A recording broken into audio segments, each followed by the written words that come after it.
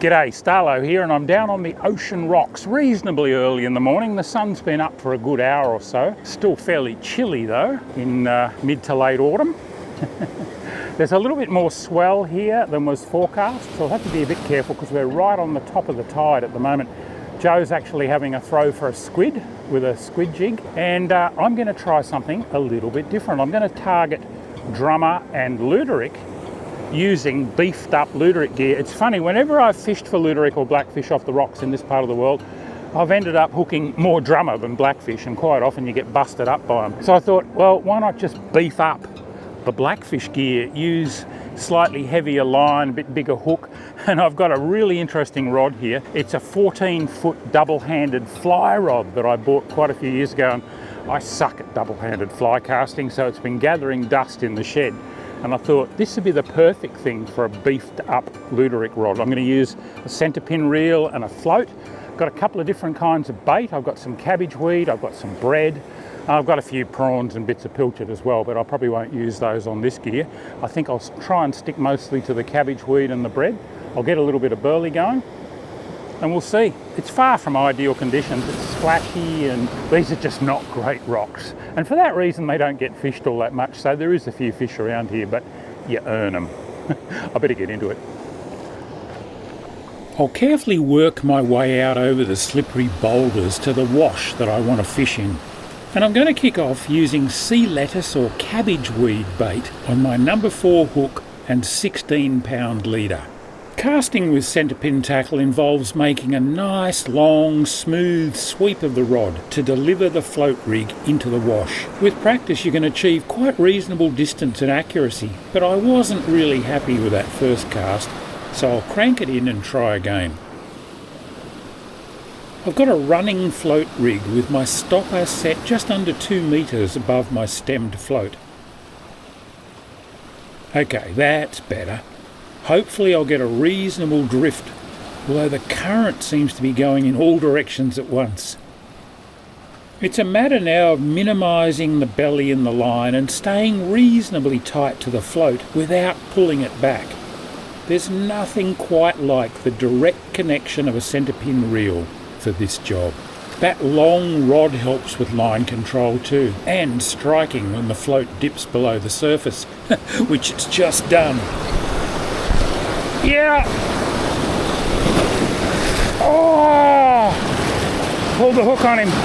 Woo! Damn!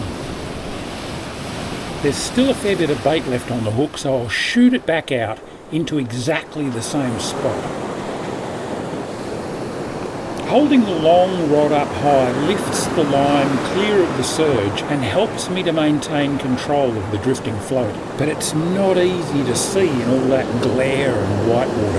I've lost track of the float in the turbulence, so I'll rip it in and cast again.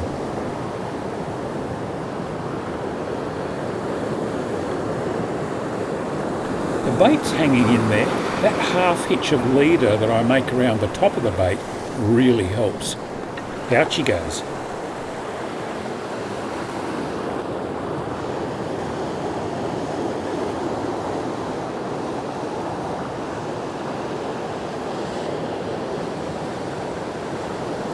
Feed a little bit of slack to let the rig drift naturally. It's right in the zone now, and I'm trembling with anticipation. But so far, no downs.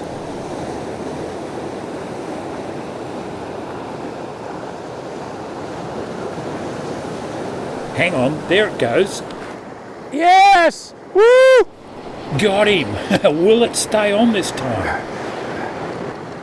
Oh, it's giving me some. They're so powerful. Gotta try to keep his head up out of all those kelp-lined crevices and caves.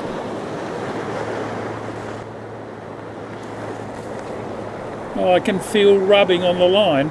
I'm in trouble. He's got me over the rock. Steady pressure, I can still feel the fish. Yes!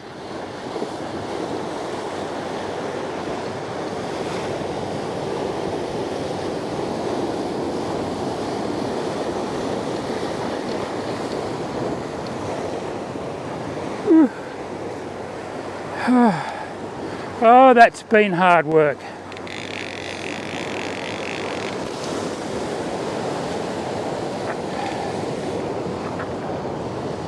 But it works. Oh. Come on, haven't got him yet. There's a wave coming.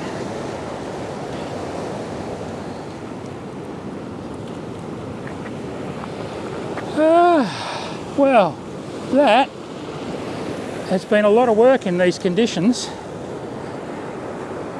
but I've done it, and he's not a bad drummer. I've just got to get back across the boulders without falling over now. Steady does it.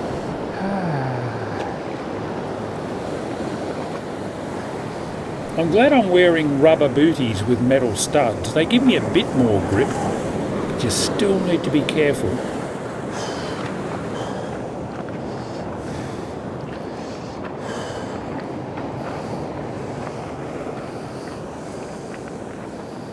Made it. Time for a quick happy snap before I get back into it. It's a perfect eating size. Yummo.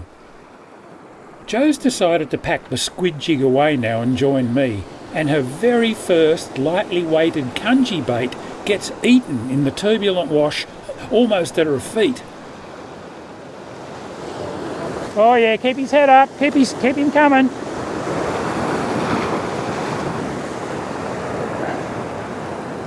He's on the surface there. It's a big brim.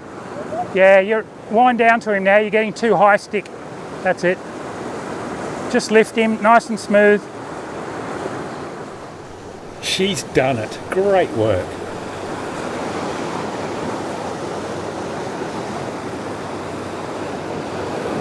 Nice brim. We'll have that one. That'll be beautiful to eat off the rocks. Well done. That's a stunning brim. Clean, aren't they, off the rocks? Gorgeous.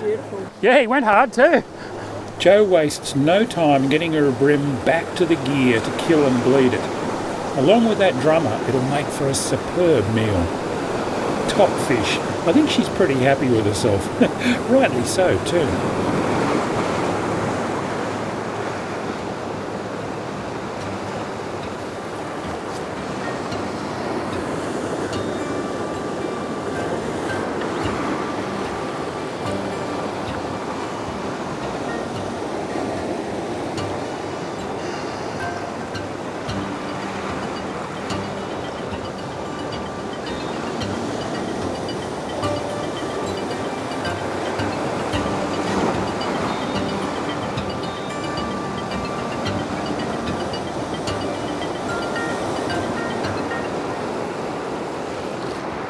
Oh yeah, oh yeah. Oh, pulled out. Oh, maybe it's the smaller hook.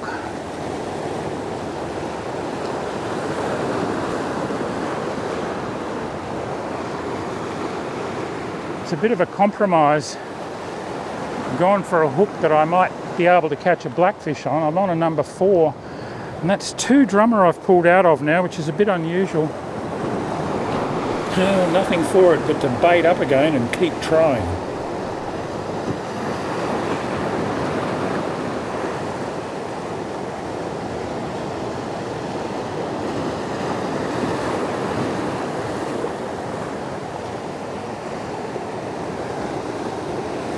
But with the tide dropping out pretty fast now, conditions no longer look prime. It was a narrow bite window, and I can feel it closing.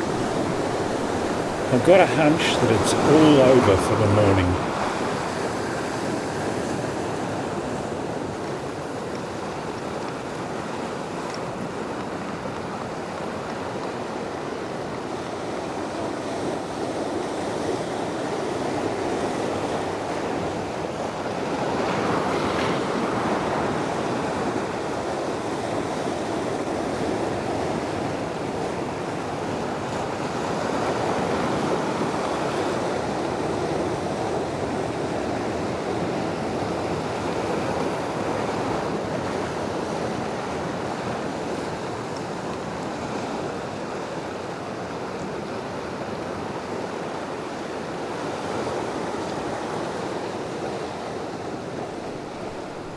It pays to know when to pull the pin and head for home.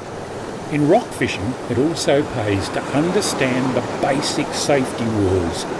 That means wearing the right clothing and footwear, studying the conditions and watching your chosen spot before venturing onto it, having an emergency plan in case something does go wrong, never rock fishing alone, not rock fishing unless you can swim, and swim well, and of course, wearing a life jacket. Follow these simple rules and you should always be safe on the rocks. Well, there you go, it worked. I hooked 3 drummer, landed 1, I think on the right day, using the beefed up blackfish gear could be a really good way to target them. That was a lovely brim that Joe got as well. We certainly got a feed. Tide's dropping out now and it's just really tricky with this bigger than expected swell. So we're going to pull the pin and head home for an early lunch, brunch, whatever you want to call it. And until next time, this is Starlo wishing you tight lines. Ooh, that's a big one.